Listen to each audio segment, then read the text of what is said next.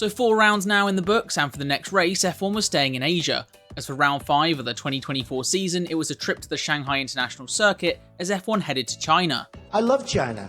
Somewhere the sport hasn't been for 5 years, with the last race back in 2019. For no reason whatsoever. Absolutely none. But nonetheless, we were back. And with Verstappen's DNF in Australia still impacting the standings, we had some close battles to keep an eye on. Perez and the Ferraris close together for second, George Russell and Fernando Alonso both tied on 24 points, and of course a titanic battle developing between Lewis Hamilton and Lance Stroll for 9th place. But who's coming out ahead after China? Well, let's find out as we get into my ultimate review of Formula 1 and the 2024 Chinese Grand Prix.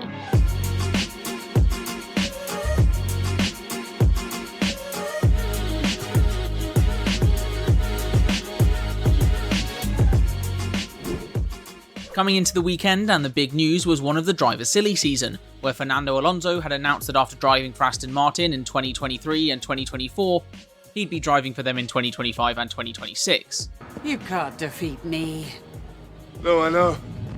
Meaning we all get 2 more years of getting to watch Alonso show just what that team can be, and 2 more years of watching Lance Stroll be absolutely annihilated by his teammate. Meanwhile, over on Twitter, X, we had a couple of little gems. One of them was Alpine being called slower than wheeled Paralympic athletes, and that statement then being confirmed by the official Paralympics account. Damn! Getting towards the racing though, and it emerged that at the Chinese Grand Prix weekend, Williams would still have no spare chassis, and given it was a sprint weekend, it meant that Logan and Alex would have to go through 2 qualifying sessions and 2 races without either one of them breaking the car. I don't get nervous, but I'm starting to get a bit shaky, you know? I mean, I'm a little bit weak. So on to the action, and with the sprint weekend, there was just the 1 practice session, meaning everyone was eager to put it to good use and get as much track running as possible. Was someone in the wall? Stopped on track? Nope, the grass beside the track had caught fire. Over at Mercedes and in China, they were really hoping to use this practice session to get their season going. Summed up by Lewis Hamilton deciding that the best line through the final turn was to lock up, miss the corner and go into the pits, something that Fernando Alonso then decided to emulate later, as he locked up trying to get into the pit lane and had to take to the escape road. Must just be a world champion thing. Into sprint qualifying, and in the first session Red Bull were clear, though oddly enough it was Sergio Perez up on Max Verstappen. Meanwhile at the back, and it was time for Logan Sargent and friends Chinese Grand Prix edition, as joining the American out in the first part of qualifying was Yuki Tsunoda, Alex Albon and the 2 French tractors. Though the real star stealing the spotlight in SQ1 was once again the grass at turn 7 catching fire to end the session. That is a foul! Into SQ2, and to begin the session there was the threat of rain, with everyone scrambling to get out on track to get laps in before that rain came down. However, for George Russell it was too late, as with his first lap putting in P11, he was knocked out, even despite his best efforts of some dry tyres in the rain late on.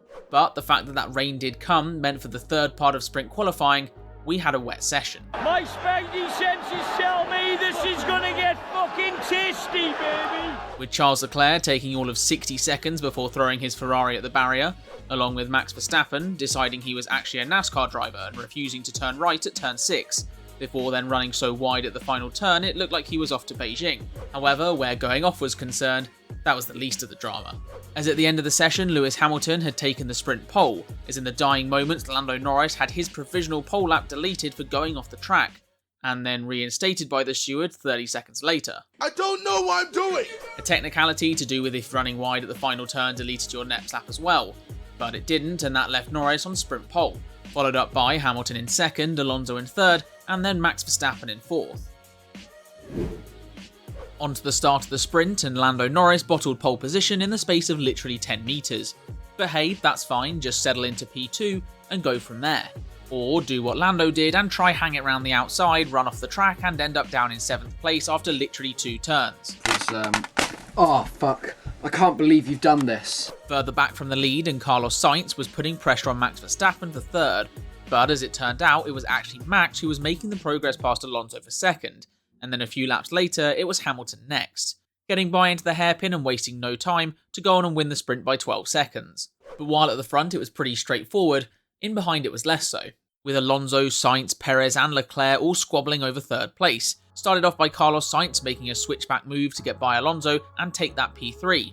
Fernando then having none of it, diving up the inside and forcing Sainz off the track, which opened the door for Perez to go through, with Carlos then having none of it, diving up the inside of the next turn, which allowed his teammate Leclerc to get by the Aston Martin as well, which as it turned out now had a puncture and so needed to pit and retire from the race, meaning that in the space of one lap Fernando had gone from 3rd to 4th to 3rd to 5th and then down to the home of Logan Sargent P20, meaning for the sprint we had ourselves a podium of Max Verstappen, Lewis Hamilton and Sergio Perez.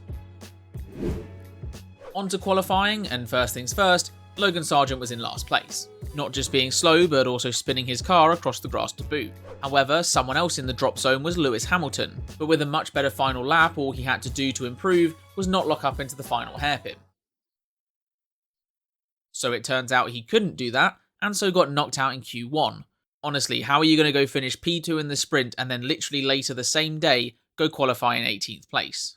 Into Q2 and things were looking pretty tame, until Carlos Sainz decided the wall out of the final corner looked awfully appealing and so sent his Ferrari into it, red flagging the session but giving Carlos a chance to return to the garage to get the car repaired, also allowing him to set a quick enough time to get into Q3, something that Lance Stroll couldn't do, though no real surprises there.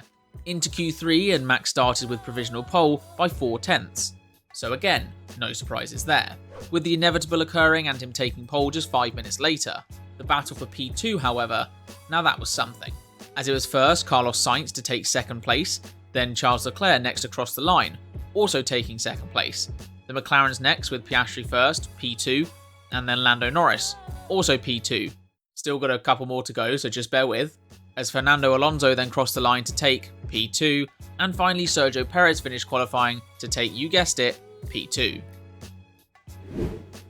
So on to Sunday, and after listening to Nico Rosberg's voice crack for 15 minutes straight, How was the practice start? Looking good? it was time to go racing, with eyes on Fernando Alonso as he went all the way around the outside of Sergio Perez to take 2nd place, meaning it was the Spaniard instead of the Mexican who had the honour of watching Max drive off into the distance, the Red Bull moving ahead at almost a second a lap early on, with Perez in 3rd keeping close to the Aston Martin and looking to get back by, and on lap 5, making a late dive up the inside of turn 4 and Fernando realising that the Red Bulls just aren't his race.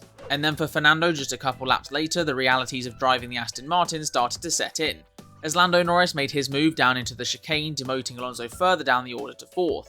Meanwhile at Ferrari and at the start they were a bit too busy trying to be the one ahead of their teammate, so much so that both George Russell and Nico Hülkenberg both made their way through in the opening few corners, with the Haas being re-overtaken pretty quickly by both Ferraris, and then George Russell falling victim to Leclerc, who swept round the outside of turn 1 to move up into 6th, with Charles then eyeing up Oscar Piastri, who was now sat in front of him, going for the move up the inside of the hairpin and managing to squeeze through despite some late moving by Oscar. So with things starting to settle down a little, it quickly became time for some pit stops. Notably Pierre Gasly over at Alpine, who decided to give Sauber a run for their money when it came to doing the worst stops, as they couldn't get a wheel off and then proceeded to knock over one of their mechanics just to make things even worse. To be fair, at least they weren't running last in the race for this one.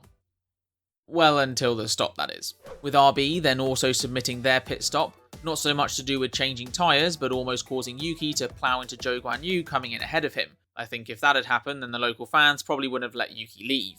Back to some action though, and it was Carlos Sainz stuck behind Lance Stroll, and after going for the move, he was still stuck behind Lance Stroll, having completely messed up, locking up into turn 4.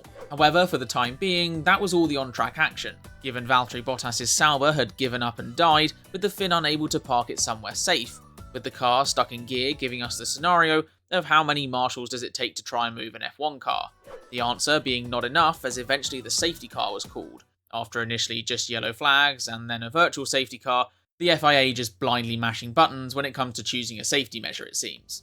But the safety car did allow everyone to come in and put on the hard tyres which they could take to the end of the race, except Aston Martin, who put softs on Alonso because, well, honestly I have no clue. However, that still wasn't the strangest thing under the safety car, as just before restarting, Lance Stroll ploughed into the back of Daniel Ricciardo, which ruined both their races. Not fully Lance's fault with everyone bunching up, but you still can't be the guy that crashes into someone travelling 20 miles per hour while behind the safety car. Someone else that definitely took it too far at the restart was Kevin Magnussen, as in the one lap of racing we got, he decided his time was best spent spinning Yuki Tsunoda out of the race, with all this debris bringing the safety car straight back out, and once that was done we could finally get going, with Sergio Perez looking to make progress up from 4th place, with the driver ahead of him being Charles Leclerc and a move up the inside of turn 4 getting him into 3rd place. Someone also looking to make some moves up the grid was Lewis Hamilton. To be fair, hard to not move up when you start 18th. But Lewis was now in 10th, making a move around the outside and then the inside of Nico Hülkenberg to slot into 9th place, which then became 8th place when Fernando Alonso stopped for fresh tyres. Because remember, Aston pulled a Ferrari and stopped him for softs rather than hards, because YOLO I guess. However, Fernando being Fernando, he was doing his very best to make it work, catching up to the top 10, even if he did almost completely lose it out of the last corner. But given he didn't lose it, the Spaniard was able to make the move past Hamilton for 9th and then Piastri for 8th. But up at the front by 14 seconds, plus 20 or so before the safety car, it was Max Verstappen taking his 4th win of the year. But anyways, that is all for now. I hope you have enjoyed. If you have, make sure to give the video a thumbs up, get yourself subscribed to the channel, and until next time, take care.